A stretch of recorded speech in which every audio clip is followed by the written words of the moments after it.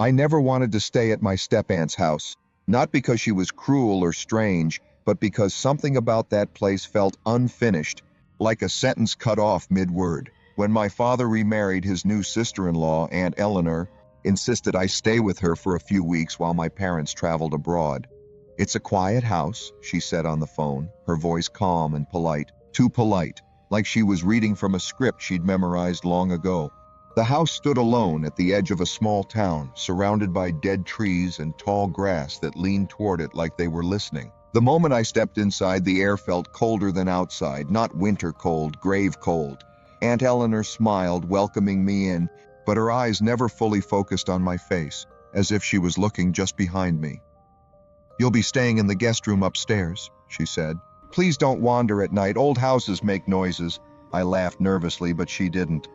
That first night, I noticed the house never truly went silent. There were footsteps above my ceiling, even though I was on the top floor. Slow dragging sounds in the hallway after midnight. Once I heard someone whisper my name, soft, careful, right outside my door. When I opened it, the hallway was empty. Aunt Eleanor stood at the end of the corridor, staring at the wall.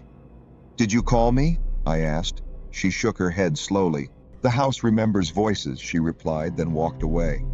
On the third day, I found a locked door at the end of the upstairs hallway. It hadn't been there before, I was sure of it. The wood was darker than the rest, scratched deeply, as if something had tried to claw its way out. When I asked Aunt Eleanor about it, her face went pale. "That room doesn't exist," she said firmly. That night, I dreamed of someone crying inside that room, crying like they were running out of air.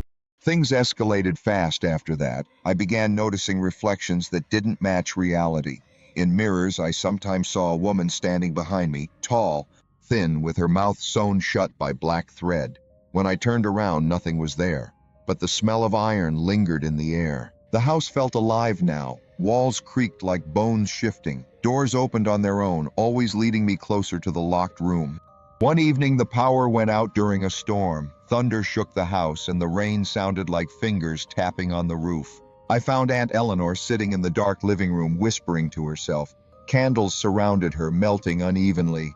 "It doesn't like strangers," she murmured. When I asked who she was talking to, she looked at me with fear for the first time, real fear. "You can hear it too, can't you?" she asked. "The woman upstairs." That's when she finally told me the truth. Years ago, before my father married into the family, Eleanor's sister, my step-aunt by blood, had lived in that house. A quiet woman, invisible, forgotten. She died locked inside that room after being accused of something she never did. The family covered it up. The house didn't. "She stayed," Eleanor said, tears running down her face, "and now she needs someone to replace her." That night, the locked door was open. The room inside was wrong, walls breathing in and out, the floor damp and warm like skin. At the center stood the woman from the mirrors. Her mouth was no longer sewn shut. She smiled at me, wide and broken. "She promised me you," the woman whispered. Behind me, I heard the lock click shut. I don't remember screaming, but my throat burned like I had. The woman moved without walking, gliding toward me as the walls closed in. Faces pushed out from the wallpaper, dozens of them frozen in terror. Former guests, forgotten relatives, people the house had kept. I realized the truth too late. Aunt Eleanor wasn't a victim. She was a caretaker. She fed the house. The woman stopped inches from my face. "One must stay," she said gently. "One must be remembered." Suddenly, the door burst open. Aunt Eleanor stood there holding a rusted key. She looked relieved. "Thank you for understanding," she said, and shoved me forward. The room screamed as the door slammed shut again. When I woke up, I was sitting in a chair, unable to move. The walls were solid now, quiet. The woman was gone.